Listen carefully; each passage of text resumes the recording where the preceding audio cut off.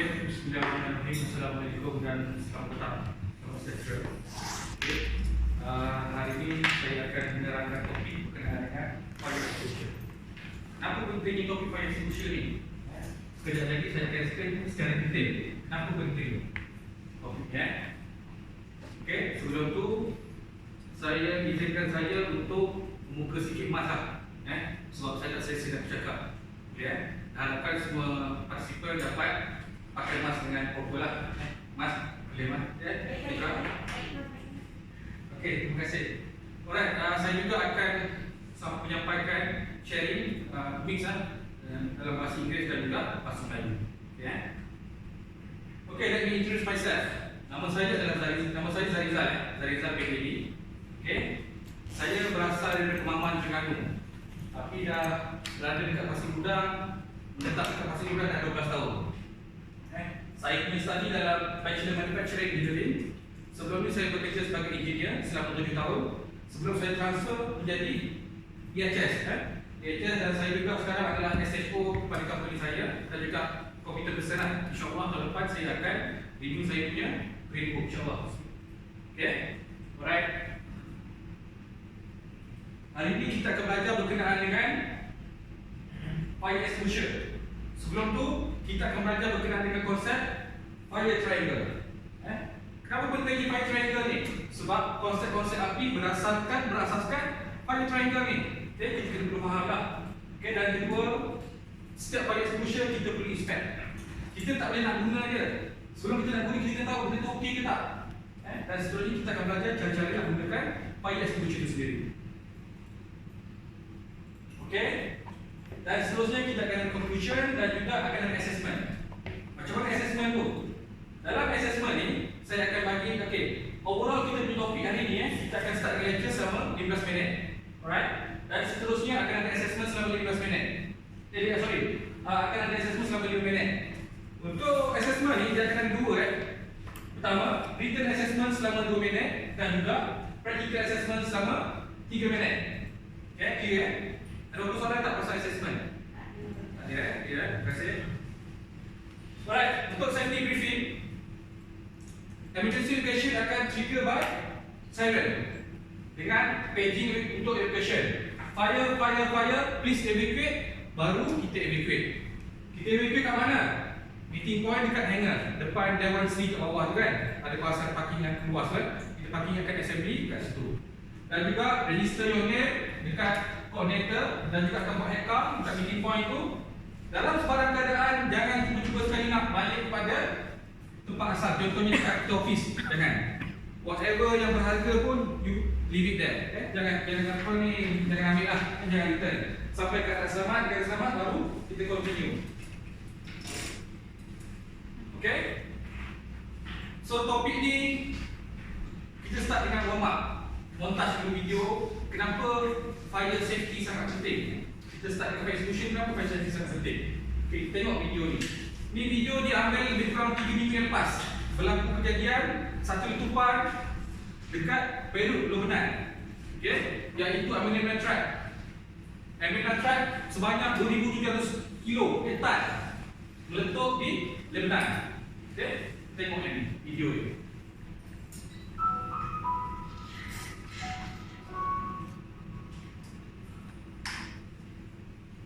Okay, ni gambar sebelum kejadian gambar ni kunci ni lah. Orang bawa welding itu.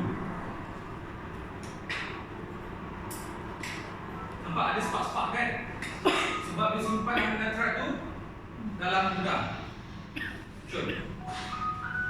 Sebab dia ada wave lagi kan? Kenapa berlakunya wave? Nanti saya akan explain kenapa berlakunya wave tu.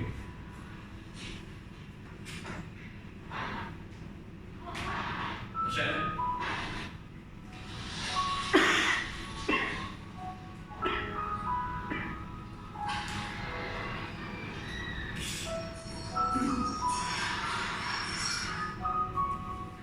Siapa dia orang ni?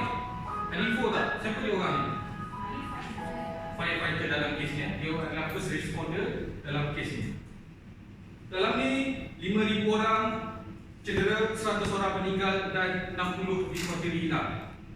Dan dari yang hilang tu, firefighter ni adalah kategori dalam di kalangan yang hilang pula. Sebab dia punya body dah dia tupai sangat dahsyat. Dia punya pun memang dah dah lekuk kat situ kan. Dah bagi kita tengok daripada Google Map ke atas. Okay. Api ni kecil-kecil jadi kawan. Bila besar jadi lawan. Kita hari raya ni suka main bunga api kan, dia seronok. Tapi bila berlaku kebakaran, sangat berbahaya. That's why pentingnya kita faham konsep triangle. Macam mana boleh berlakunya fire api ni? Macam mana kita nak padamkan dia? Kita gunakan konsep fire triangle. Okay? Dia ni ada heat, haba, bahan bakar dan juga oksigen. Okay? Saya akan explain kat next slide. Heat, haba. Macam mana kita nak padamkan haba? Okay? Kita gunakan, tengok, buat apa tu? Disiram guna air. Okay? Konsep dia bila kita gunakan air, dia akan menyejukkan. So lama-lama haba tu akan hilang. Alright? Dan seterusnya adalah bahan bakar. Gambar apa ni? Kalau Muslim, kalau biasanya hari raya kita akan selalu bakar lemak. Cakap-cakap selama pun dah lapar. Ingat hari raya je. Okay? So bila gambar ni, kita akan bakar. Bila api dah besar, kita nak kecilkan, kita kurangkan bahan bakar tersebut. Bahan bakar tu dah kurang, api akan tak ada lah, jadi kurang. Ataupun kita nak padamkan, terus buangkan kayu-kayu api semua tadi ataupun alam. Okay? Dan seterusnya kat sini adalah gambar berkenaan dengan apa? Cara oksigen. Okay, oksigen pada tahap yang 19% adalah boleh menyesatkan nafas, bahaya, sesak nafas kita. Tapi normal condition sekarang ni adalah 28%. Okay, normal condition. Tapi dia akan boleh menyebabkan berlakunya kebakaran. Pada 23% ke atas, dia ni berbahaya. Kenapa? Boleh menyebabkan letupan. Salah satu yang tadi nampak explode ada wave tu, salah satu dia punca daripada oksigen lah. Saya akan explain kenapa oksigen dalam kes tu. Alright. Dan seterusnya macam mana kita nak hilangkan oksigen ni? Fire extinguisher sifatnya apa? Fire extinguisher ni sifat dia adalah mengemaskan. So dia akan buang elemen oksigen dalam kebakaran tersebut. So dia akan dalam kes dia akan terpadam lah. Clear Okay, sebelum kita nak guna ni fire extinguisher, kita perlu tahu. Saya percaya ramai orang tahu guna fire extinguisher. Tapi pandai nak check lah. Okay, kat sini ada safety pin. Safety pin ni pastikan dia still intact, kabel tie pun dalam keadaan baik. Kalau katakan tercampur putus tu, maknanya benda dah kita gunakan dah kena inspect betul. Okay, kita boleh hantar pada fire, fire contractor lah, suruh dia check. Seterusnya adalah kat sini. Apa benda ni? Bulat ni. Tahu tak? Mas? Tahu tak ni mas apa mas? Apa tu bos? Okay, ni adalah razor gauge. Razor gauge, kat depan ada mas. Mana apa? Kat depan ada mas. Okay, razor gauge. Apa fungsi razor gauge? Siapa tahu? Kanan.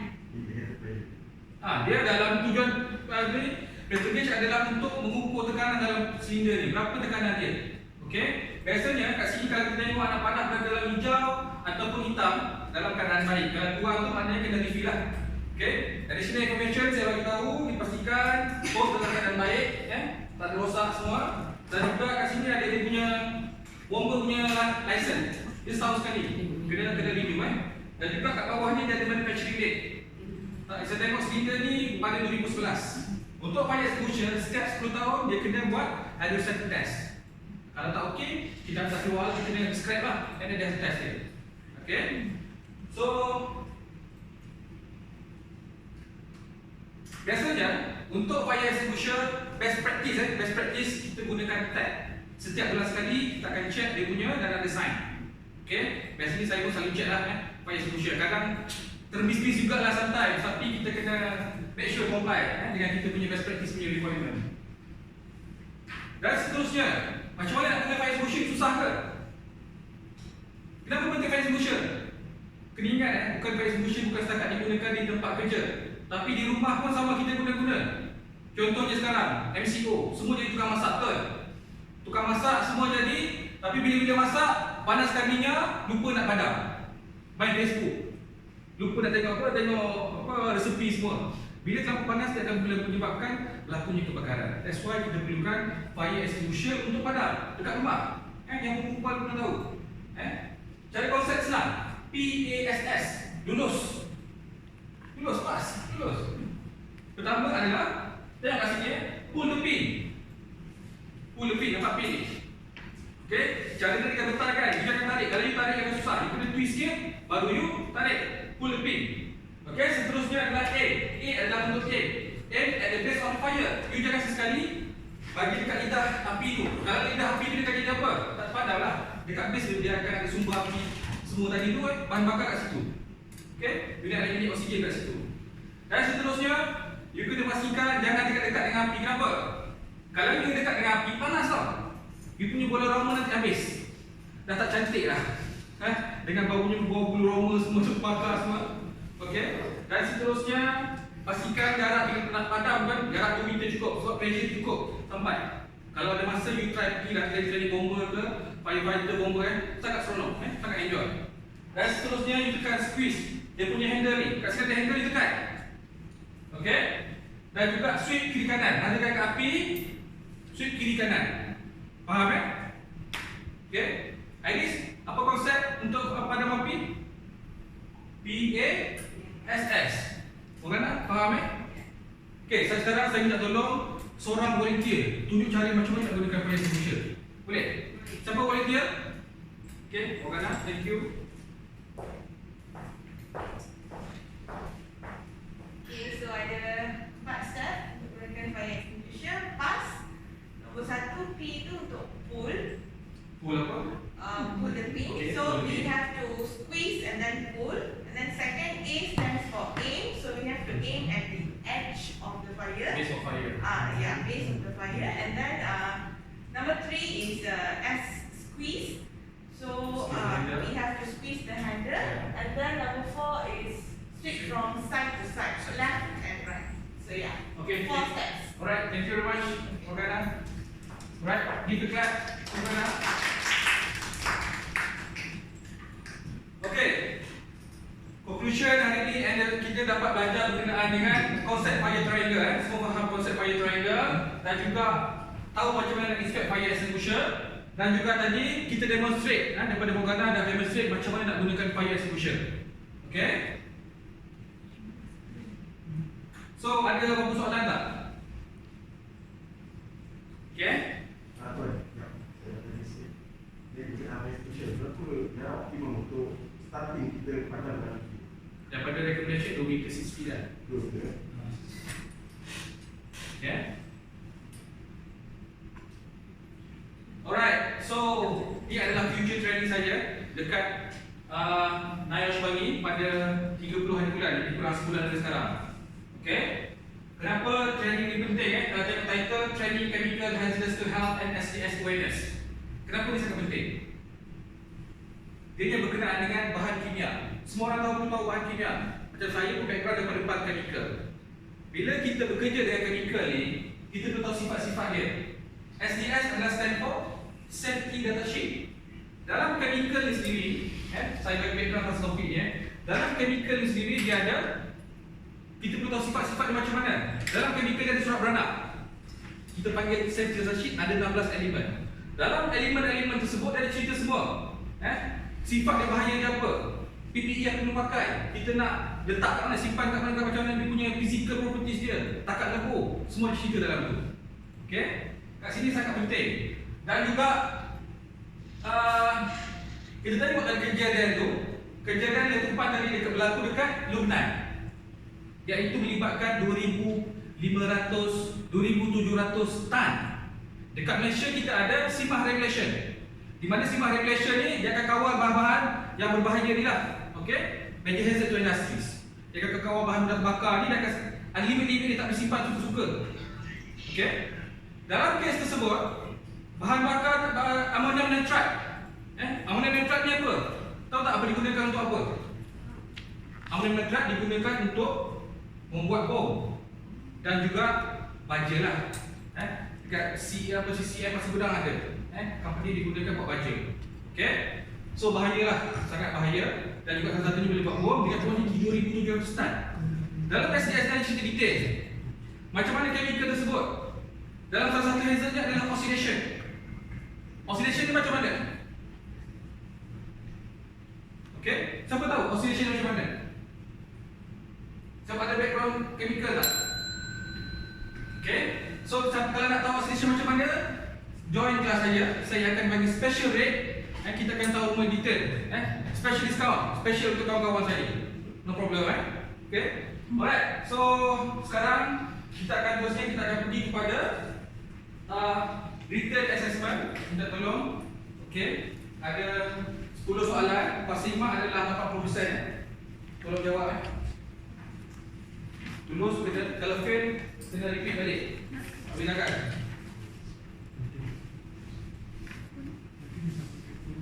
Kat situ tulis nama atas jangan lupa tulis nama.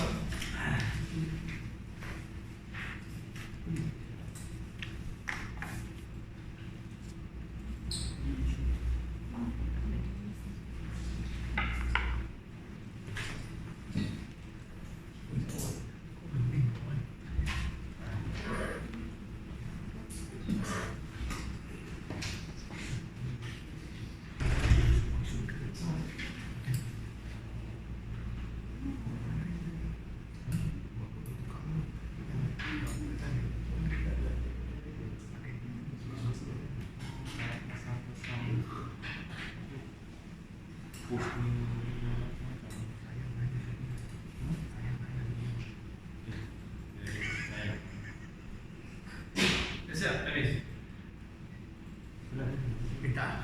Okay, nak check balik jawapan tak? Confident kalau confident dah boleh tak habis lah. Oh, so confident Okay, thank you very much. Alright, sesi seterusnya kita akan buat untuk practical assessment Saya minta volunteer. Boleh saya tolong.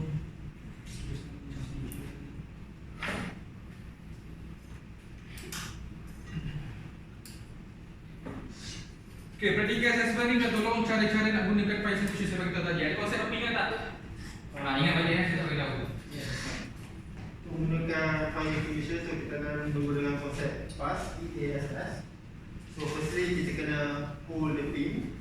So agak susah sebab dia ada ni, sebab dia seal. So kita kena pusing sikit dan pull tadi. So senang untuk dia tanggal lah pin ni. Right? Lepas tu dia punya bahagian corong ni kita perlu aim dekat sumber api. Bukan lidah api tapi sumber api. Alright. So bila sumber api kita dah aim dan kita pegang handle, kita squeeze. S yang pertama adalah squeeze dan lepas tu kita sweep. So kita ke kiri kanan supaya sumber api itu terpadam. Alright, terima kasih. Okay, terima kasih Suzai. Right, so bagaimana saja saya nak pakai paper dia. Ada yang lulus ke fail. Ingat kalau gagal kita repeat balik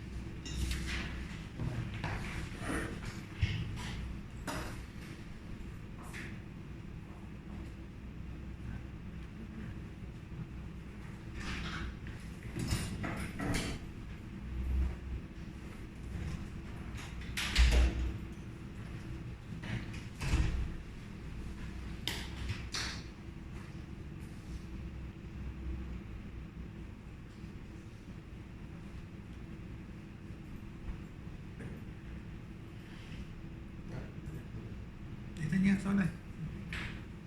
Dalam biasa semua.